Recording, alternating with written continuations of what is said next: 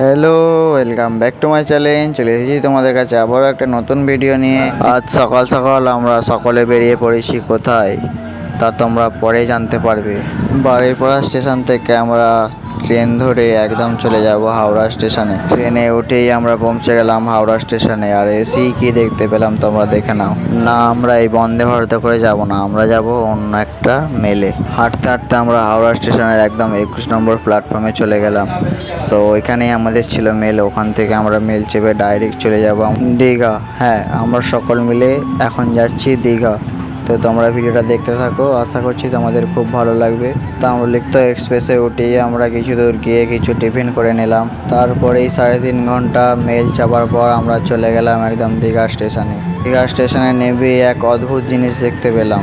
এই অদ্ভুত জিনিসটা হচ্ছে দীঘার পাশেই একদম পুরীর মন্দির হচ্ছে। সো পুরো ভিডিওটা দেখতে হলে চ্যানেলটাকে সাবস্ক্রাইব